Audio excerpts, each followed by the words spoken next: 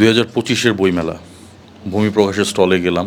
তো ভূমি প্রকাশের স্টলে আমাকে বললো একটা নতুন বই আসছে, বইটা একটু পড়ে দেখেন। আমি 4-5 পাতা পড়ে দেখলাম। 4-5 পাতা পড়ে দেখে আমি বইটা কিনে নিলাম, বাসায় চলে গেলাম। ওদিন রাতেই আমি বইটা এক বসায় পড়া শেষ করে ফেললাম। সেটা ছিল এই বইটা, মাইনুল হাসান শিমুল ভাইয়ের তরফদার। আর দ্বিতীয়ত, ওই বছরেরই বিজয় বইমেলা, ডিসেম্বর মাসে বিজয় বইমেলা হলো, সেখানে মোটামুটি চুপিসারেই এই দ্বিতীয় খণ্ডটা আসলো, তরফদার অন্তিম পর্ব, মাইনুল হাসান শিমুল ভাইয়ের। এটা মোটামুটি চুপিসারে বললাম কারণ এটা নিয়ে খুব বেশি আলোচনা হয় নাই। বিজয় বইমেলাও শুরুতে যতটা শোরগোল ছিল, পরবর্তীতে ততটা শোরগোল ছিল না, তো এই কারণে এটা নিয়ে অতটা আলোচনা হয়নি। আমি তেমন কাউকে দেখিনি এটা নিয়ে আলোচনা করতে। তো আজকে এই তরফদার নিয়েই কথা বলবো, এবং মোস্ট প্রবাবলি ভূমি প্রকাশের বই নিয়ে আজকেই শেষবারের মতো কথা বলা। কিছু ব্যক্তিগত কারণে আমি এরপর থেকে হয়তো বা ভূমি প্রকাশের কোনো বই নিয়ে আলোচনা করব না। তরফদারের প্লট আবর্তিত হয় কয়েকটা গ্যাংকে ঘিরে। গ্যাংগুলো হচ্ছে সুলতান, মির্জা, হক, তরফদাররা নিজেরা, এবং এদের মধ্যে সবচেয়ে অদ্ভুত গ্যাং যাদের নাম হচ্ছে লীলাবতী। এবং এই গ্যাংয়ে কোনো পুরুষ মানুষ নাই, শুধুমাত্র মেয়ে লোক, স্ত্রীলোক। চন্দ্রগুপ্ত মৌর্যের আমলে চাণক্য যেরকম 20 কন্যাদের লালন পালন করতেন এবং এদেরকে অ্যাসাসিন হিসাবে ইউজ করতেন, ঠিক সেরকম লীলাবতী। তরফদার গ্যাংয়ের মূল দুই হোতা সেলিম তরফদার, ছোটন তরফদার। সেলিম তরফদার বড়, ছোটন তরফদার ছোট। তাদের অরিজিন, তারা কিভাবে উঠে আসছে, তারা কিভাবে গ্যাংস্টার হইল, এবং কিভাবে তারা মাফিয়াতে নিজেদের একচ্ছত্র আধিপত্য বজায় রাখার চেষ্টা করলো বা কায়েম করার চেষ্টা করলো, এটা নিয়েই হচ্ছে প্রথমত তরফদারের কাহিনীটা শুরু হয়। তবে তরফদারের কাহিনীর মূল প্লট ডিভাইস অন্য, অত্যন্ত ভয়ানক। তরফদার প্রথম খণ্ড দ্বিতীয় খণ্ড মিলায় মূল প্লট ডিভাইস যেটা, সেটা হচ্ছে একটা থার্মোনিউক্লিয়ার বোমা, এবং সেটা যেনতেন বোমা না। 60s-এ দুইটা আমেরিকান প্লেন ভূপাতিত করা হয়েছিল, যেখানে কয়েকটা নিউক্লিয়ার বোমা ছিল, তার মধ্যে একটা বোমা বেহাত হয়ে যায়। ওইটা আমেরিকান সরকার আর উদ্ধার করতে পারে নাই, সেটা চলে যায় দুবাইয়ের শেখদের হাতে। তো ওখান থেকে দুবাইয়ের এক বড় সাহেব, যে কিনা কোনো একটা নাশকতা করার জন্য এই বোমাটাকে এই দেশে পাঠায়। তো এই বোমার কর্তৃত্ব বা এই বোমার নিয়ন্ত্রণ নিতে চায় এই গ্যাংগুলার সবাই, কারণ যার হাতেই পড়বে সে মোটামুটি সর্বত ক্ষমতার অধিকারী হয়ে যাবে, সর্বেসর্বা হয়ে যাবে। তো এই বোমা নিয়ে এবং এই বোমার কর্তৃত্ব, দখল, এবং বাংলাদেশের নেভাল ফোর্স এই বোমাটাকে উদ্ধার করার জন্য যে যুদ্ধ ঘোষণা করে গ্যাংগুলার বিরুদ্ধে, সেটা নিয়ে হচ্ছে প্রথম খণ্ডে। আর প্রথম খণ্ডটা যদি আপনি মনে করেন যে ট্রেলার, একটা এক্সটেন্ডেড ট্রেলার যদি মনে করেন একটা মুভির, তাইলে মূল পিকচারটা হচ্ছে তরফদার অন্তিম পর্ব। অন্তিম পর্বে আরও কিছু ক্যারেক্টারের অবতারণা হয়। বাংলাদেশের যে ইনভেস্টিগেশন ব্রাঞ্চ বা ইন্টেলিজেন্স ব্রাঞ্চ, এখান থেকে কয়েকজন নতুন ক্যারেক্টার আসে। জুলকার নাইন নামে একজন স্পেশাল ফোর্সেসের একজন ইনভেস্টিগেটর, তিনি এসে যুক্ত হন। এজাজ সাহেব আসেন, ইকবাল সাহেব আসেন, আলতাফ সাহেব আসেন, এরা সবাই বাংলাদেশ পুলিশ ফোর্সের। তো এরা আরেকটা কেস তদন্ত করতে থাকেন। সেলিম তরফদার এবং ছোটন তরফদারের মধ্যে চিড় ধরতে থাকে সম্পর্কের, কী কারণে চিড় ধরতে থাকে, এবং এইটার পরিণতিটা কী হয়, সেগুলোও আস্তে আস্তে কাহিনী আগাইতে থাকে সেভাবে। লীলাবতী গ্যাংয়ের যে লিডার, তার সাথে সেলিম তরফদারের কী সম্পর্ক এবং কেন, এই জিনিসটাও পার্ট 1-এ, মানে প্রথম খণ্ডে এটা এক্সপ্লোর করা হয়, দ্বিতীয় খণ্ডে এটার পরিণতি দেখা যায় আর কি। তো প্রত্যেকটা, মানে প্রথম খণ্ডে যতগুলো কোয়েশ্চেন, যতগুলো প্লট, সাব প্লট, যত কিছুই রেইজ করা হয়েছিল, সব কিছু এসে চূড়ান্ত পরিণতি লাভ করে এই অন্তিম পর্বে। এবং এন্ডিংটার কথা একটু পরে বলি।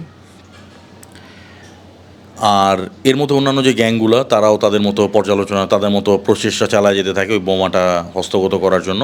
আর এই যে গ্যাংগুলা, তাদের উপরে মাথা হিসাবে একজন বসে থাকেন, যাকে তারাই নির্বাচন করেন, একে বলা হয় মহাশোল।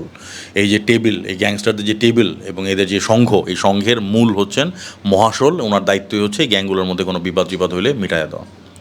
তো যাই হোক, কাহিনির ব্যাপারে আর খুব বেশি না বলি, কাহিনি আপনারা পড়ে নিন। কাহিনি অত্যন্ত চাঞ্চল্য সৃষ্টি করতে পারে আপনার মনে, এবং কাহিনিটা দুর্দান্ত এবং খুব ফাস্ট পেস, খুব দ্রুত আগায়।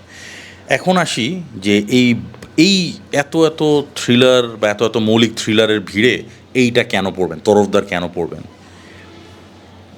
লাইনে যদি বলি তাইলে সেটা হচ্ছে যে তরফদার যখন আপনি পড়বেন আপনার মনে হবে যে আপনি একটা দুর্দান্ত ওয়েব সিরিজ দেখতেছেন, আপনার চোখের সামনে অটোমেটিক্যালি ভাইসে উঠবে, আপনার ভিজুয়ালাইজ করতে তেমন একটা বেগ পাইতেই হবে না। তো একদম একটা মানে একদম পারফেক্ট ওয়েব সিরিজ ম্যাটেরিয়াল। বাংলাদেশে যদি আমি মানে একদম মানে বুকে হাত রেখে বলতে পারি, বাংলাদেশে যদি সিক্রেট গেমসের মতো কোনো ওয়েব সিরিজ ডেভেলপ করার ক্ষমতা থাকতো তাহলে তরফদারের প্লট দিয়ে সিক্রেট গেমসের মতোই ওয়েব সিরিজ বানানো যাইতো, দুর্দান্ত। আমি বলতেছি না যে সিক্রেট গেমসের সাথে এখানে প্লটের কোনো মিল আছে, প্লটের কোনো মিলই নাই, সম্পূর্ণ ভিন্ন প্লট, বাট দুর্দান্ত। আর ব্রুটালিটির কথা যদি বলি, একটা গ্যাংস্টার থ্রিলারে আপনি যতখানি ব্রুটালিটি এক্সপেক্ট করেন ঠিক ততখানি আছে, না কম না বেশি, একদম যথোপযুক্ত। কোনো জায়গায় মানে অনেক সময় এটা মানে এই কথাটা অনেক জায়গায় উঠে, অনেকেই বলে যে আজকালকার থ্রিলার রাইটাররা অযাচিতভাবে অপ্রয়োজনীয় ভায়োলেন্স আইনা কাটতি বাড়ানোর চেষ্টা করেন, এখানে সেইটার প্রচেষ্টা মোটেও করা হয় নাই। মাইনুল হাসান শিমুল ভাইয়ের প্রথম মৌলিক উপন্যাস এই দুইটাই, বা প্রথম মৌলিক ডুওলজি এই দুইটাই, তরফদার 1 এবং 2, তরফদার এবং তরফদার অন্তিম পর্ব। ম্যাক্সিমাম জায়গাতেই মাইনুল হাসান শিমুল ভাইয়ের বইটা পইড়া কোনো জায়গায় বলার উপায় নাই যে এটাই ওনার প্রথম রাইটিং বা এটাই ওনার প্রথম পিস অফ ওয়ার্ক। অত্যন্ত ম্যাচিউরড লেখা, অত্যন্ত বস্তুনিষ্ঠ লেখা, এবং প্লটে লেয়ার আফটার লেয়ার। এখানে সবচেয়ে বড় কথা, ছোটন তরফদার, সেলিম তরফদার, লীলাবতী, এই সুলতান, হক, মির্জা, মহাশোল, এজাজ সাহেব, আলতাফ সাহেব, এই ইকবাল সাহেব, রইস আর একটা দুর্দান্ত ক্যারেক্টার। যাই হোক, তার ব্যাপারে আপনারা পড়ে নিন, পড়লে বুঝতে পারবেন এই ক্যারেক্টারটা কেন এত ইন্টারেস্টিং। কোনো ক্যারেক্টারই এখানে একেবারে সাধু না, কোনো ক্যারেক্টারই দুধে দেওয়া তুলসী পাতার না। প্রত্যেকটা ক্যারেক্টার গ্রে এবং প্রত্যেকটা ক্যারেক্টারে ডিফারেন্ট লেয়ার্স আছে। প্রত্যেকটা ক্যারেক্টারকে উনি এত সুন্দরভাবে তাদের যথোপযুক্ত স্পেস দিয়েছেন এই দুইটা বইয়ের মধ্যে, এইটা ডেফিনেটলি কাবিলে তারিফ। এটার তারিফ ওনাকে করতেই হবে। তো বই দুইটা মানে শুরু করলে মানে এত সুন্দরভাবে পেসিংটা করা আছে, শুরু করলে শেষ না করা উঠার কোনো উপায় নাই, একদম চুম্বকের মতো টাইনা ধরে রাখবে। আর অ্যাডাল্ট থিমস আছে, এটা মোটেও ছোটদের জন্য না। এখানে যা অ্যাডাল্ট থিম, ভায়োলেন্স যতটুকুই আছে, যতটুকু ডার্কনেস আছে এটা প্লটের মধ্যে, এটা মোটেও ছোটদের জন্য উপযোগী না, একদম বড়দের জন্য, ডেফিনেটলি একদম প্রাপ্তবয়স্ক এবং প্রাপ্তমনস্কদের জন্যই। আর এটার সবচেয়ে বড় বিশেষত্ব হচ্ছে মানে সাধারণত যেটা বলা হয় যে এন্ডিং ভালো হয় না, বাংলাদেশের মৌলিক রাইটারদের এন্ডিং ভালো হয় না, বাট এই ডুওলজিটার বিশেষত্ব হচ্ছে এটার এন্ডিংয়ের ব্যাপারে যদি বলতে চাই, এন্ডিংটা বড় বিষণ্ণ। কেন বিষণ্ণ আপনারাই পড়ে নিন। বিষণ্ণ হইলেও আপনার মনে হবে যে এই প্লট যেভাবে আগাইছে এটার এন্ডিং এরকমই হওয়া উচিত। এন্ডিংটা খুবই বিষণ্ণ, এবং এন্ডিংটা আমাকে ভালো রকম নাড়া দিয়েছে সামহাও। আই ডোন্ট নো কী কারণে, আমি মানে এক্সপ্লেনও করতে পারবো না যে কী কারণে এটা আমাকে নাড়া দিয়েছে, বাট কিছু কারণে আমাকে খুব নাড়া দিয়েছে জিনিসটা। তো বিগত কয়েক বছরে যতগুলো মৌলিক থ্রিলার ডুওলজি পড়ছি, এদের মধ্যে আমি তরফদার অন্তিম পর্ব এই দুইটাকে আমি একদম উপরের দিকে, একদম লিস্টে রাখবো, একদম টপ টিয়ারে রাখবো, একদম শুরুর দিকে রাখবো।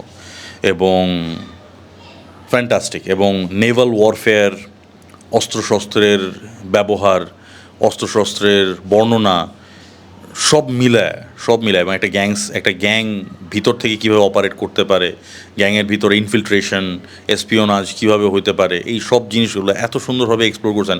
মানে বড় কথা বলতে চাই না, বাট এটা বললে অত্যুক্তি হবে না যে যদি মুভি বানানো যেত তাহলে ধুরন্ধরের চেয়ে কোনো অংশে কম হতো না। ধুরন্ধর আপনারা দেখছেন, ধুরন্ধরে যেরকম লেয়ার্ড প্রোপাগান্ডা বাদ দেওয়া ধুরন্ধরে যে পজিটিভ যতটুকু ছিল সেই লেভেলের কোনো অংশে কম তরফদার না, বরং বেশি, অনেক দিকে বেশি। কারণ ধুরন্ধর আমার এটা পড়ার পর ধুরন্ধর বেশ সিম্পলি মনে হবে। এখানের যে ডায়নামিক্স, এখানের এই গ্যাংস অফ লেয়ারি যেরকম, তার অ্যাকচুয়াল গ্যাংস অফ লেয়ারি আমরা যেরকম এক্সপেক্ট করছিলাম তার চেয়ে আরও অনেক কমপ্লেক্স এখানে তরফদারের যে গ্যাং ওয়ার সেটা। এবং গ্যাংগুলোর মধ্যে যে আপোষের তাদের মধ্যে যে মধ্যেকার যে টানা পড়েন সেই জিনিসগুলো খুব সুন্দরভাবে এখানে এক্সপ্লোর করা হয়েছে। তো আফসোস যে বাংলাদেশে এই ধরনের ওয়েব সিরিজ বা মুভি এরকম মারানোর কোনো এক্সপার্টিস নাই। থাকলে Tarafdar would have been a fantastic piece of work.